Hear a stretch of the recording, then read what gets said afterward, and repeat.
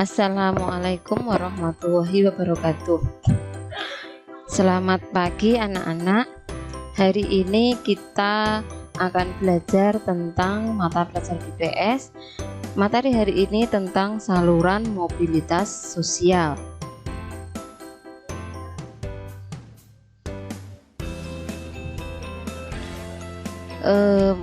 Mobilitas sosial seperti yang sudah kita pelajari pada minggu kemarin, yaitu tentang perpindahan status seseorang dari status sosial yang satu ke status sosial yang lain.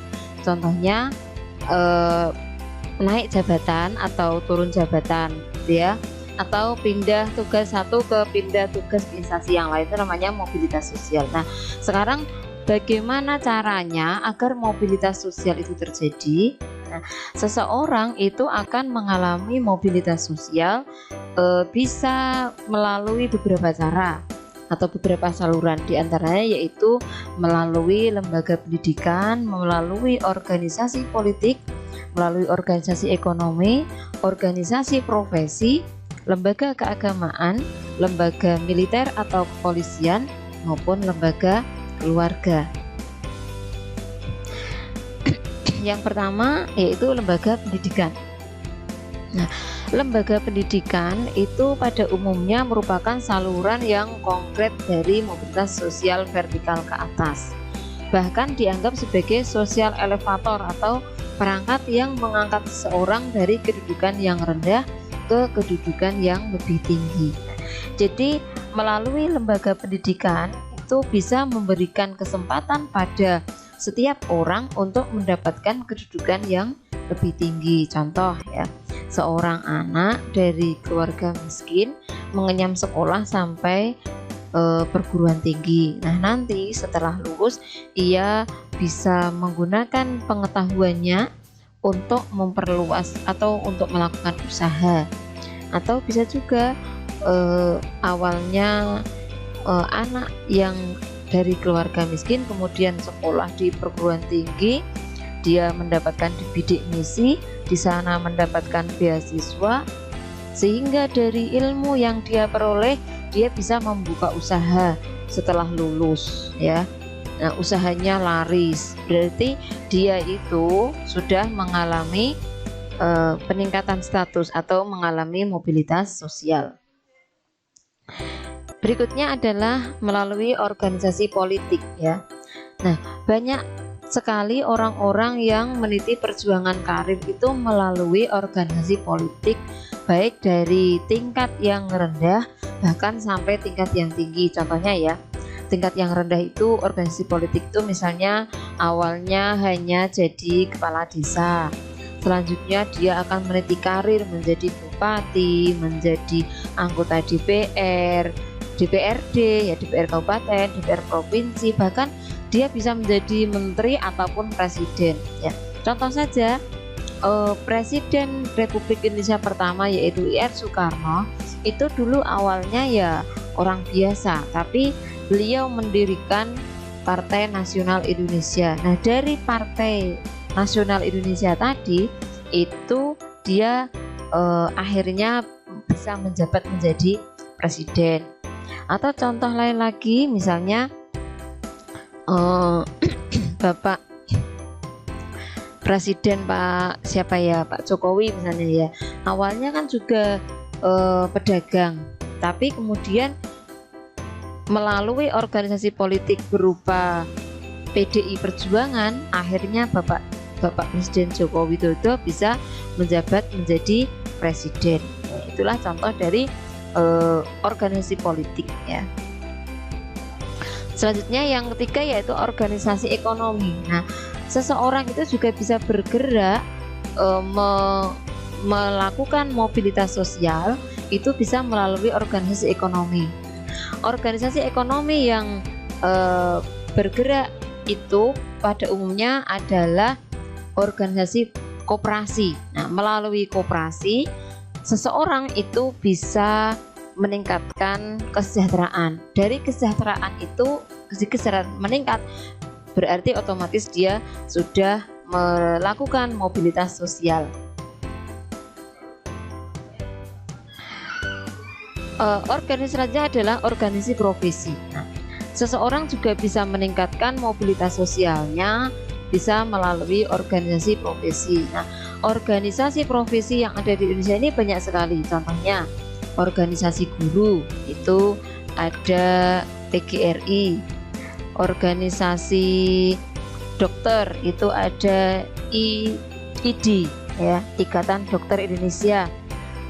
Organisasi untuk para pengusaha ada yang namanya HIPMI. Nah, melalui organisasi-organisasi yang disebutkan tadi, seseorang itu bisa meningkatkan mobilitas sosialnya yang awalnya hanya sebagai anggota, kemudian bisa meningkat menjadi atau memiliki jabatan dalam organisasi tersebut.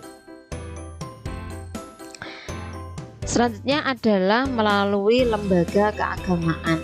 Lembaga keagamaan itu contohnya ya agama-agama yang ada di negara kita yang diakui ya.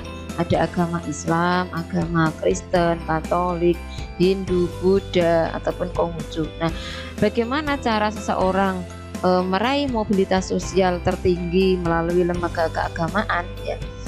Jadi para pemuka agama awalnya mungkin mereka ya hanya sebagai umat biasa, tapi karena ilmu yang dimiliki, misalnya kalau orang Islam saja ya, orang Islam awalnya kita hanya manusia biasa, tapi ketika dia mau mempelajari agama lebih tekun lagi, kemudian dia menjadi guru mengaji atau bahkan bisa menjadi kiai, jadi bisa menjadi pemuka agama di agama Islam itu, maka secara otomatis di status sosial di masyarakat dia akan meningkat. Nah, otomatis itulah yang dinamakan dia sudah mengalami mobilitas sosial karena dia mengalami kedudukan lebih tinggi di mata masyarakat dibanding orang lain. Selanjutnya adalah melalui lembaga militer dan kepolisian. Seseorang bahkan saat ini banyak yang ingin memiliki atau ingin menjadi polisi atau menjadi TNI. Nah, melalui lembaga militer atau lembaga kepolisian ini juga seseorang bisa meningkatkan posisinya ya. Awalnya hanya tingkatnya atau pangkatnya setara pangkat apa ya kalau di kepolisian itu?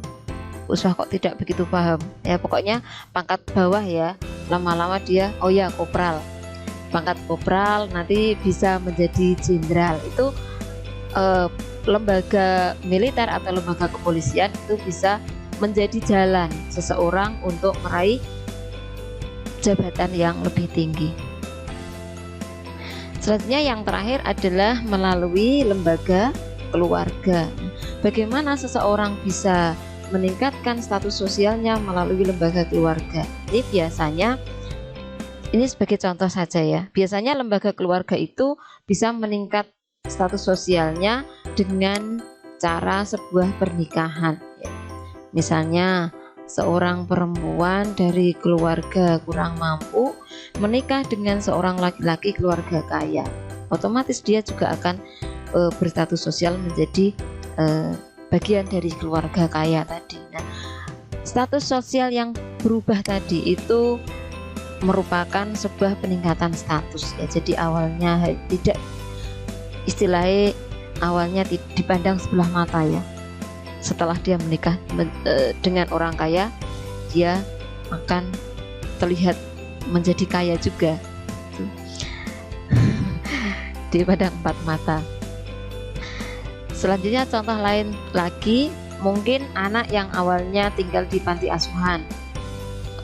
Biasanya anak yang tinggal di panti asuhan itu akan dianggap bahwa anak itu ya tidak memiliki status sosial. Tapi setelah dia diadopsi atau diangkat anak oleh keluarga yang mapan, itu biasanya status sosialnya juga akan meningkat tadi ya. Itu jadi beberapa cara untuk meningkatkan mobilitas atau meningkatkan jabatan atau status sosial seseorang. Selanjutnya, materi yang berikutnya adalah dampak mobilitas sosial. Mobilitas sosial atau perubahan status dari status tinggi ke rendah atau sebaliknya rendah ke tinggi, itu biasanya akan menyebabkan beberapa hal ya. Di sini terlihat ada dua, ada bisa berdampak positif, bisa juga berdampak negatif. Yang pertama, dampak positif. Mobilitas sosial, biasanya ini mobilitas sosial vertikal ke atas ya. Ini biasanya akan memiliki dampak positif. Yang pertama yaitu mendorong seseorang untuk lebih maju ya. Jadi persaingan seseorang untuk meningkatkan status sosialnya itu bisa mendorong seseorang lebih maju agar dia tidak tersingkir dari jabatannya. Jadi contoh, seorang kepala sekolah yang awalnya jadi guru, kemudian dia meningkat jabatannya menjadi kepala sekolah, maka dia akan berusaha bersaing untuk agar jabatannya itu tetap tidak diturunkan menjadi guru lagi. Jadi agar dia tetap, maka dia akan bersaing dengan cara yang sehat ya, dengan cara menjadi kepala sekolah yang baik, bisa mengayomi anak buahnya seperti itu. Yang kedua, caranya yaitu atau dampak positifnya yaitu mempercepat perubahan sosial. Mempercepat perubahan sosial ya. Nah, perubahan sosial yang dialami seseorang itu bisa mendorong orang mengubah kehidupannya menjadi lebih baik. Jadi secara otomatis jika jabatan dia meningkat, biasanya pun juga kehidupannya pun akan menjadi lebih baik. Ketika kesejahteraannya meningkat, maka secara otomatis pola kehidupannya pun juga akan menjadi lebih baik. Yang ketiga, dampak positifnya yaitu meningkatkan integritas sosial. Pada kelompok sosial baru, seseorang yang menyesuaikan diri dengan nilai dan norma yang berlaku di kelompok, itu penyesuaian dirinya akan meningkatkan integritas sosial dalam kelompok. Integritas itu maksudnya semakin bersatu atau tidak terpecah belah, semakin istilahnya kalau orang Jawa guyup rukunnya itu semakin terlihat ya. Selanjutnya, dampak positif berikutnya adalah meningkatkan kesejahteraan hidup. Nah, kesejahteraan hidup masyarakat dapat diukur dengan kemampuan memenuhi kebutuhan pokok. Seseorang yang memiliki kedudukan tinggi cenderung mampu memenuhi kebutuhan sehingga tergolong mampu mencapai kesejahteraan hidup. Jadi kalau orang yang memiliki jabatan tinggi atau awalnya hanya orang miskin, kemudian dia perdagangannya atau mau mendirikan usahanya sukses, maka secara otomatis kalau kesejahteraannya semakin meningkat, maka kebutuhan-kebutuhan yang mereka miliki akan terpenuhi, banyak yang terpenuhi begitu. Selanjutnya dampak positif yang terakhir yaitu mempercepat perubahan yang lebih baik. Perubahan kehidupan yang lebih baik sebagai bentuk keberhasilan mobilitas sosial yang dilakukan anggota masyarakat, sehingga dapat mempercepat perubahan dan diharapkan di masyarakat. Jadi dengan adanya mobilitas sosial tadi itu dapat mempercepat perubahan kondisi masyarakat itu menjadi kondisi yang lebih baik. Tadi adalah dampak positif dari mobilitas sosial. Nah, sekarang adalah dampak negatif dari mobilitas sosial. Nah, dampak negatif ini biasanya terjadi jika seseorang itu mengalami mobilitas sosial vertikal ke bawah atau penurunan status. Ada beberapa dampak negatif. Yang pertama yaitu munculnya berbagai konflik. Konflik ini akan muncul ketika pihak yang tidak menerima peningkatan kedudukan yang dialami seseorang itu dia melakukan penolakan ya.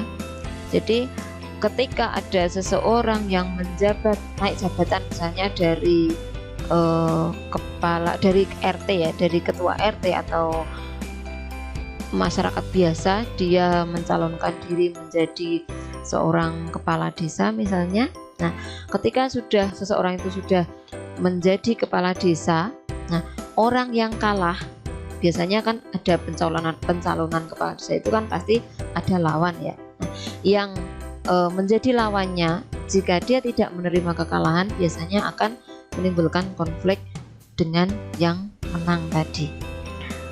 Dampak negatif yang kedua yaitu menimbulkan gangguan psikologis. Bagi mereka yang mengalami penurunan status, sementara psikologisnya itu tidak kuat, maka dapat menimbulkan kecemasan dan ketegangan. Jadi orang yang mengalami mobilitas sosial itu bisa menyebabkan cemas ya.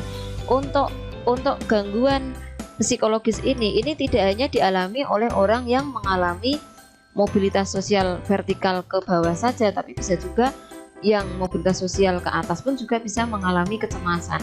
Kecemasan yang dialami mereka adalah cemas jika suatu saat kedudukannya itu akan tergeser. Nah, kecemasan atau ketegangan tadi jika tidak disertai dengan iman yang kuat, maka dia akan terganggu secara psikologis ya. Bisa menjadi stres. Nah, stres yang berkepanjangan itu bisa juga menjadi gangguan jiwa. Selanjutnya yaitu munculnya keretakan dalam hubungan. Nah, beberapa orang yang berhasil meraih kedudukan tinggi dalam kelompok dapat mengalami keretakan hubungan karena adanya sikap iri dan sikap yang berbeda dari biasanya. Nah, ini contohnya dalam suatu organisasi ada dua orang yang mencalonkan diri, atau bahkan mungkin ada pencalonan kepala desa itu dilalah satu keluarga, rumahnya berdekatan lagi, masih saudara, satu kakaknya satu adiknya, dua-duanya mencalonkan menjadi kepala desa. Kan tidak mungkin kepala desa kok yang menang dua orang, itu kan tidak mungkin, pasti hanya satu orang. Nah, yang menang bisa kakaknya atau bisa adiknya. Dan kalau misalnya kakaknya yang menang sementara adiknya tidak legowo atau tidak bisa menerima kekalahan, maka hubungan dalam keluarga itu bisa retak, bisa tidak baik. Demikian anak-anak pembelajaran kita hari ini. Terima kasih sudah mengikuti pembelajaran hari ini ya. Jadi tadi yang Bu Usha jelaskan yaitu yang pertama tentang cara seseorang meningkatkan jabatan, melakukan mobilitas sosial. Itu bisa dengan cara melalui lembaga pendidikan, lembaga politik, lembaga ekonomi, lembaga profesi, bahkan ada juga lembaga kepolisian, lembaga keagamaan maupun lembaga keluarga. Yang berikutnya adalah mobilitas sosial, dampaknya ya. Dampaknya tadi ada yang berdampak positif dan juga dampak negatif ya. Demikian saya akhiri pembelajaran hari ini. Jika ada salah-salah kata, Bu Usha mohon maaf yang sebesar-besarnya. Saya Rizkian, Assalamualaikum warahmatullahi wabarakatuh.